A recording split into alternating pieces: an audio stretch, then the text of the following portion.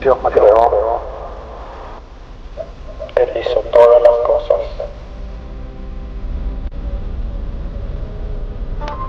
Él murió por mí.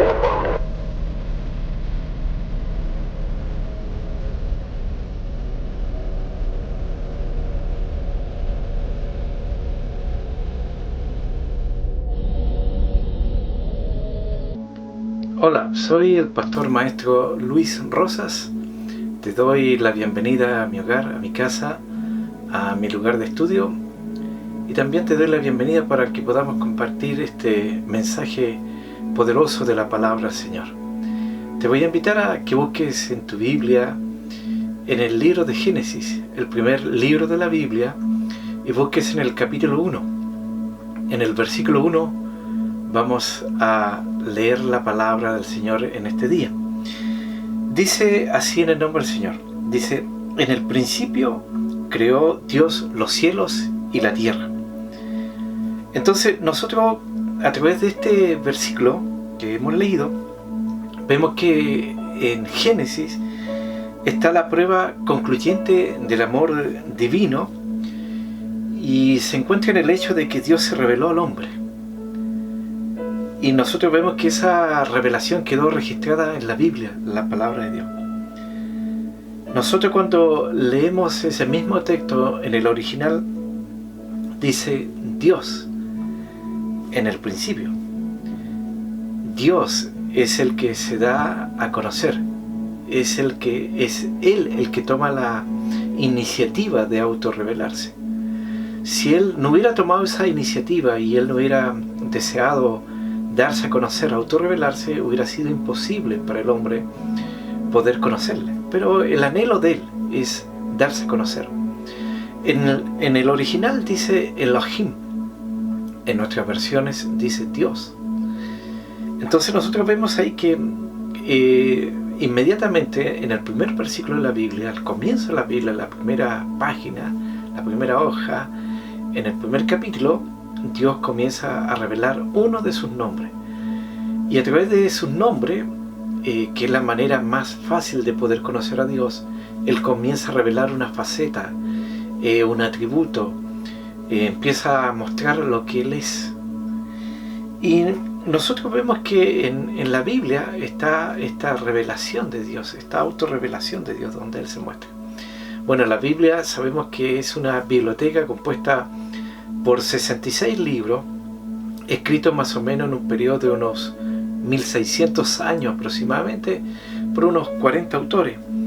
Y la Biblia tiene un solo tema que une cada una de sus partes, que es la redención del hombre, la liberación del hombre. El libro Génesis significa principio. Entonces Génesis es el libro de los principios. ¿Y por qué se le llama así? Porque narra los principios de la creación, narra los principios del hombre, los principios del pecado, los principios de la redención, los principios de la raza escogida, el pueblo de Dios. Génesis no habla del primer ser humano que fue creado, que fue Adán. También no habla de la primera mujer, que fue Eva. No habla del primer ser humano que nació, que fue Caín. Nos habla del primer ser humano que murió, que fue Abel. Y también nos habla del primer hombre que no murió, que fue Enoc, porque fue traspuesto por Dios vivo y no conoció la muerte. En Génesis aparecen por primera vez la serpiente, el cuervo y la paloma. Aparece la civilización más antigua, que es la de Caín. Aparece también el hombre más longevo, que es Matusalén. En Génesis aparece la primera boda, el primer matrimonio y la primera familia. Aparece también el primer asomo de religión, cuando Adán y Eva se hicieron delantales con hojas de higuera, algo que desagradó y enojó mucho a Dios. Y también tenemos el primer ejemplo de redención divina, de cobertura, cuando Dios los vistió a Adán y Eva con pieles de animales.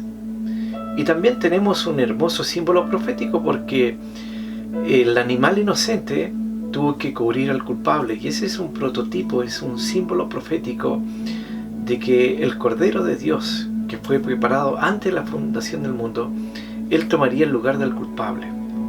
Así que damos gracias a Dios por esa gran obra que hizo Cristo Jesús. Eso fue lo que dijo Juan el Bautista cuando lo vio: he aquí el Cordero de Dios que quita el pecado del mundo. A Génesis se lo ha llamado el semillero de la Biblia. Usted sabe que las semillas son pequeñitas, y se lo ha llamado así el semillero de la Biblia, el libro de Génesis, porque están todas las doctrinas de la Biblia, pero están en forma de semilla, es decir, algunas veces simplemente son nombradas, no están desarrolladas.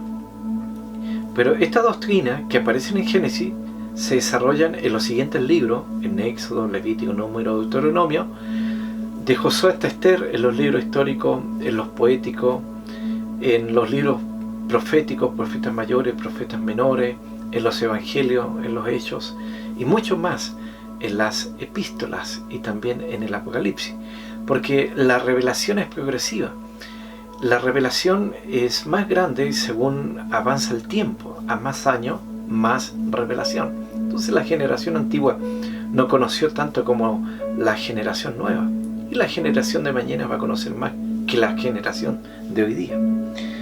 Vemos que en Génesis se incluyen muchos temas como la creación y la caída del hombre, la institución del matrimonio, el juicio del diluvio, y la justicia también que Dios imparte al creyente. También el contraste entre el hijo de la promesa, que es Isaac, y el hijo de la carne, que es Ismael. Y Génesis consta de 50 capítulos. Esos son todos los capítulos que tiene este primer libro. Una de las formas mejor de estudiar la Biblia es ir de lo general a lo particular o específico. Es decir, verla como un todo. Ya dijimos que son 66 libros, que hay un Antiguo y un Nuevo Testamento, y que el Antiguo Testamento, bueno, está compuesto por 5 libros, que son el Pentateuco, donde está incluido Génesis. Están los 12 libros, que son los históricos, de Josué hasta Esther. Están los libros poéticos, donde está Job, Salmos, donde está Proverbios, Cantares y Eclesiastés, y donde están los profetas mayores y los profetas menores. Esa es la división de los libros de manera general en el Antiguo Testamento.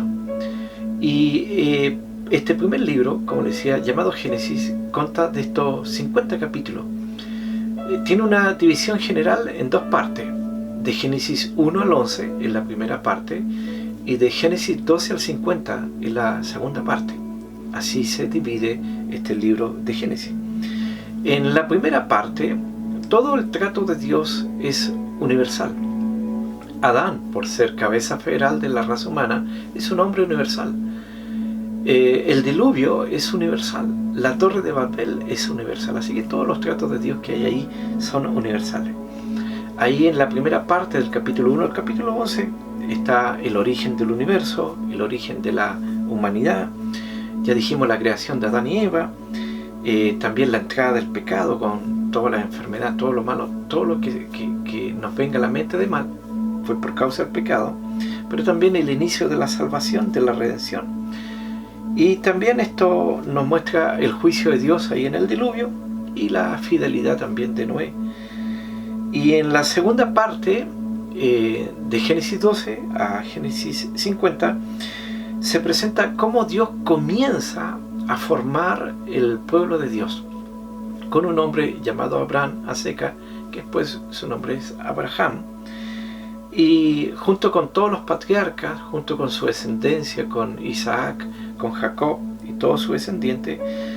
Cuando llegan a Éxodo, la Biblia nos dice que son 70 personas, y cuando salen de ahí, en la Pascua, en el capítulo 12, ya son millones, son muchos, porque se multiplicaron. En Génesis 1, verso 1, la Reina Valera 60, que es la más común para nosotros, dice: en el principio creó Dios los cielos y la tierra. Como le decía en el original, dice Elohim. La NBI está muy cercana al original, dice Dios. en el principio creó los cielos y la tierra. Entonces lo primero que vemos es que, como les dije, Dios se revela. Y cuando uno tiene una Biblia, y yo creo que muchos de los que me están escuchando tienen una, o quizás más de una, 2, 3, muchas Biblias. Pero eso no significa de que porque tenga una Biblia o tengas más de una, significa que la leas. Sociedades Bíblicas dice que se venden muchas Biblias, pero de ahí a que se lean hay un gran trecho.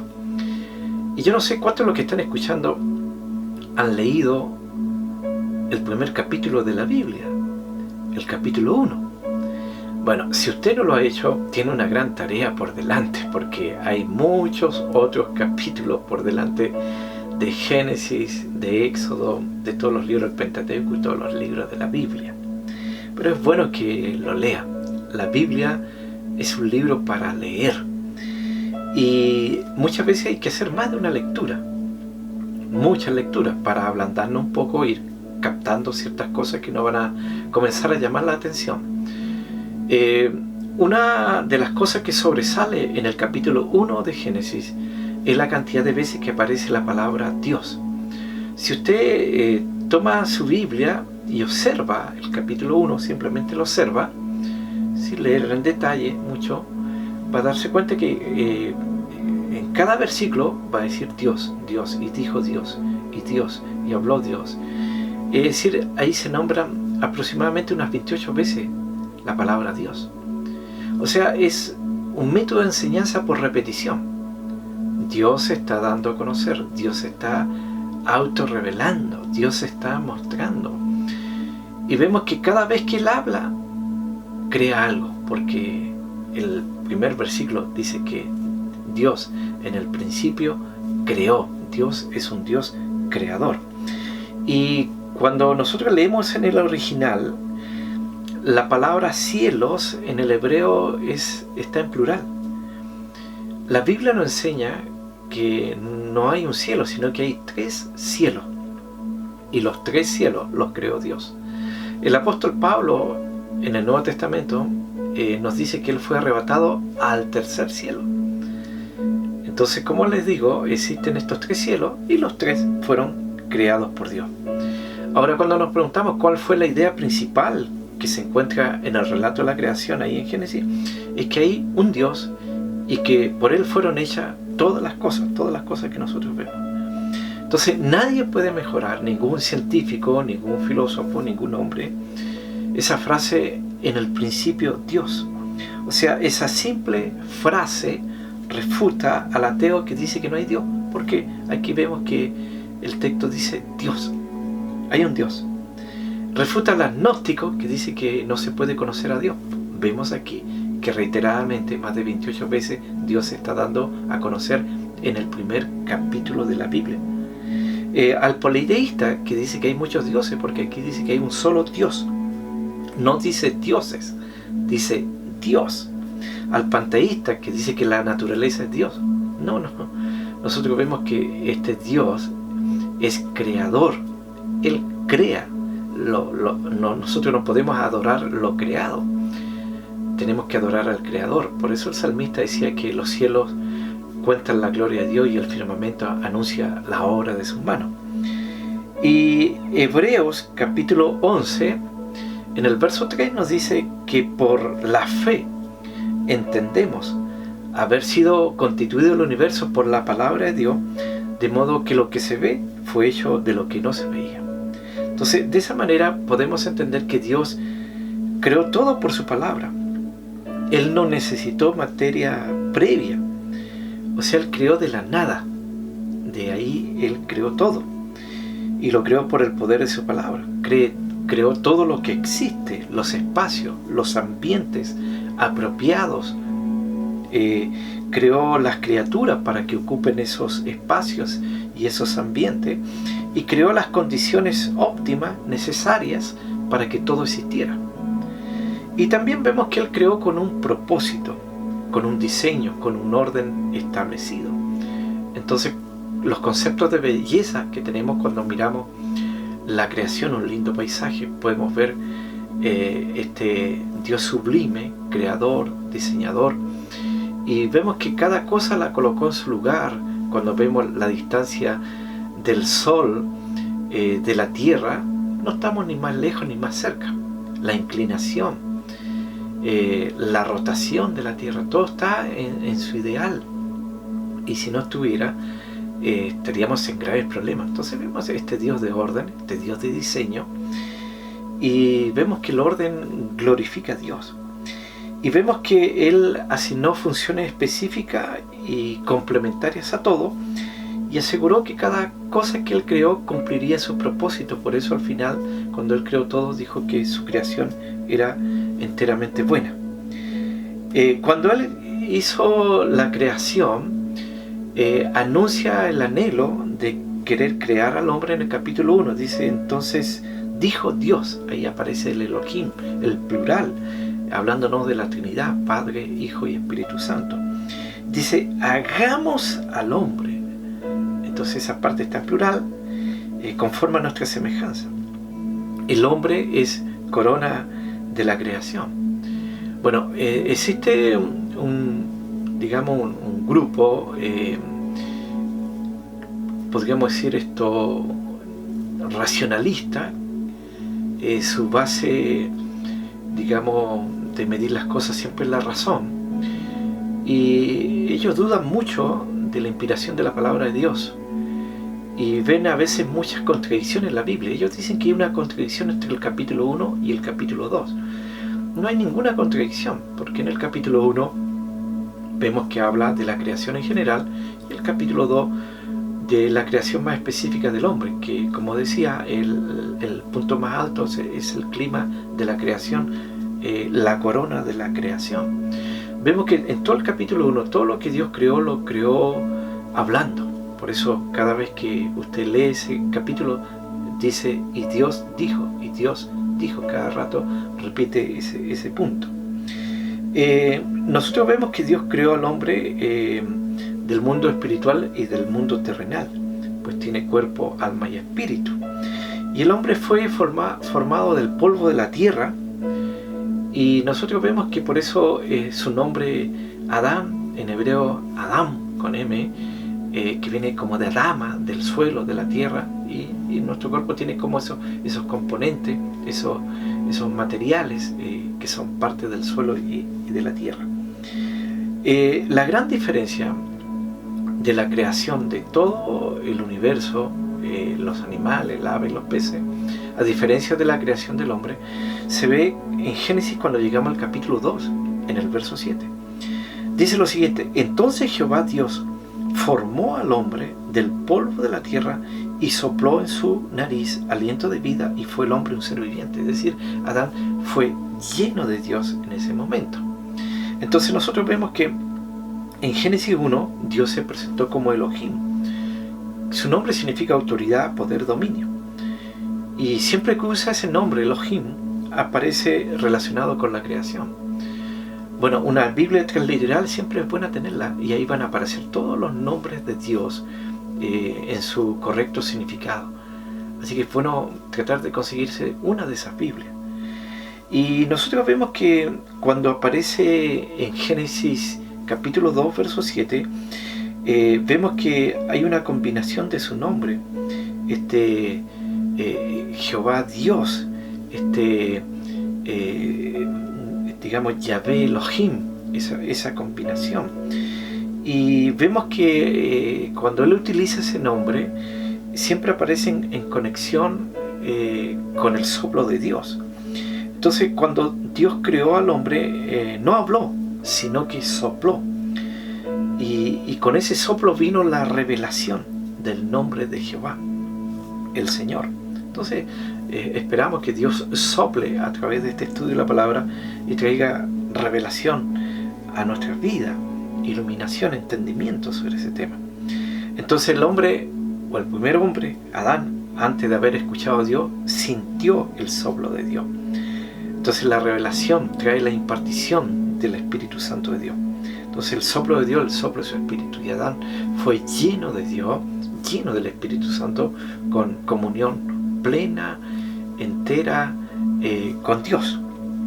Y vemos la bondad de Dios cuando ubicó al hombre, lo ubicó en el huerto del Edén, que es una delicia, que es un paraíso, un ambiente agradable, protegido y bien regado, y le proveyó de una compañera idónea, instituyendo Dios así, en este caso, el matrimonio. Y nosotros vemos que Adán iba a ser un gobernante, iba a ser un dominador, iba a sojuzgar. Y ahí entendemos un principio, que toda persona que es llamado a eso tiene que ser probada. Si va a señorear, si va a liderar, si va a mandar a otros, primero hay que ver si se puede controlar a sí mismo. Y lamentablemente Adán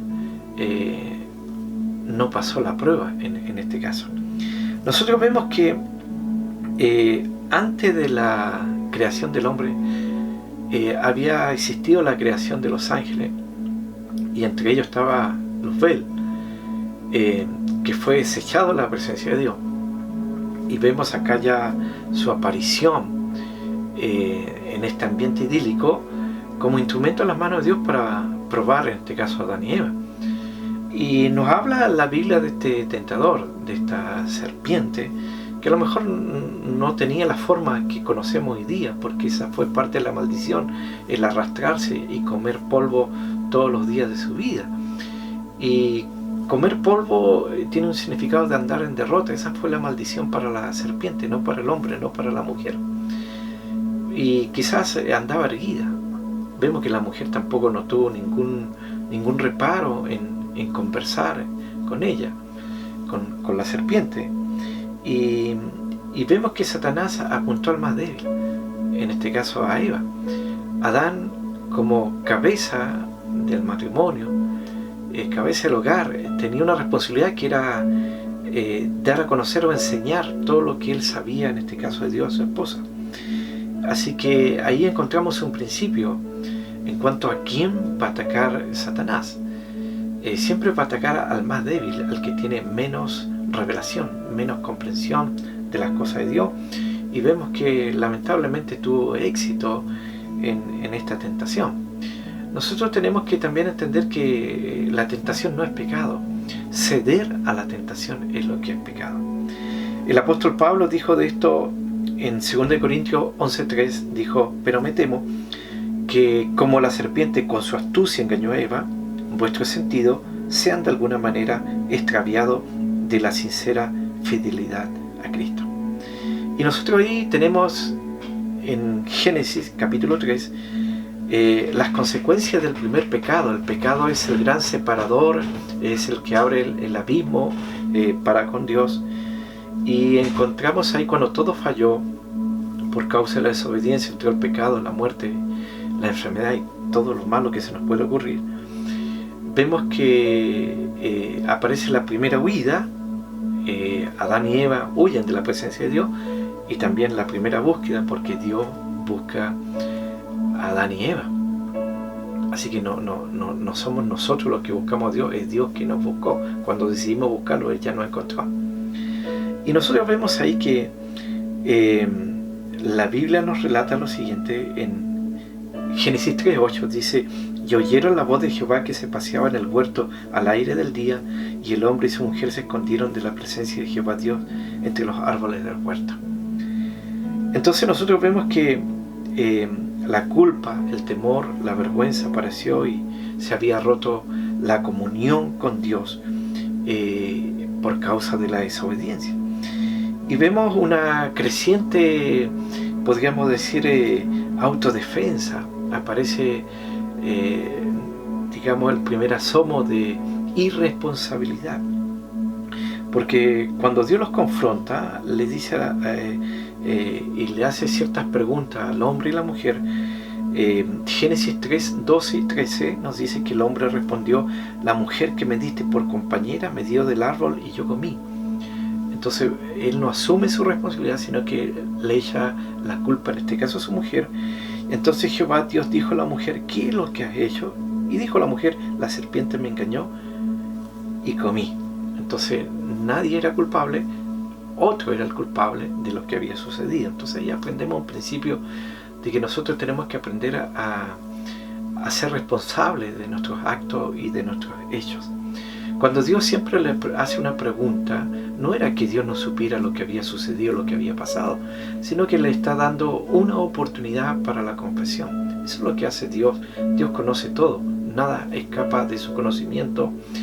Él es omnisciente y Él espera de nosotros eso, una confesión, nos da esa oportunidad.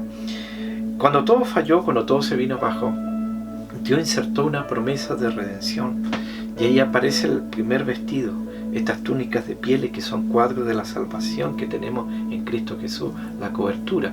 Vemos que, como les dije, Dios se enojó cuando el hombre y su mujer hicieron estos delantales de hoja de higuera, que, como les dije, era el primer asomo de religión, esto de querer servir a Dios a mi forma, a mi manera, como yo pienso. Porque si queremos servir a Dios tenemos que hacerlo conforme a su palabra, conforme a lo que Él ha estipulado, ordenado. Y vemos que un animal inocente que representa a Jesús, el Cordero de Dios, que toma el lugar del culpable, el inocente por el culpable, y vemos que para que pudieran ponerle esas túnicas de pieles, ese animal tuvo que morir y tuvo que haber derramamiento de sangre. O sea, Dios mismo le enseña a Adán y Eva, cuando todo falló, cuando la comunión se rompió, le enseña cómo nuevamente volver a establecer esa comunión. Entonces damos gracias a Dios por, como dice la Biblia, que de tal manera amó Dios al mundo que ha dado a su Hijo unigénito. Lo mejor que Él tenía, no envió lo de segunda, tercera o cuarta, sino que envió lo mejor. Por eso Él merece excelencia. Y Él no solamente murió en la cruz del Calvario tomando el lugar del culpable, sino que Él derramó su sangre preciosa. Y nosotros tenemos que entender este principio que está establecido en la cruz. La Biblia habla del primer Adán, el que nos metió en la desgracia, el que lo perdió todo, pero también la Biblia nos habla de Cristo Jesús, el postrer Adán, el que nos volvió a meter en la gracia, el que lo volvió a ganar todo. Y por eso la Biblia dice que hay solamente un mediador entre Dios y los hombres, Cristo Jesús. Él es el mediador, Él no es un mediador más. Él es el único mediador entre Dios y los hombres. Esto es como cuando hay una casa con 2 pisos, se necesita una escalera.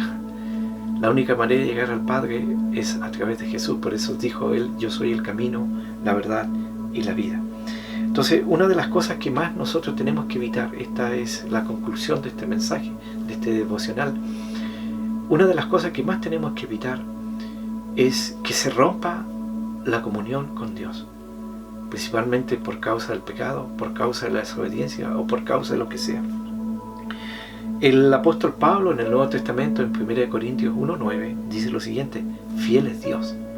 Y luego dice: por el cual fuisteis llamado a la comunión con su Hijo Jesucristo nuestro Señor.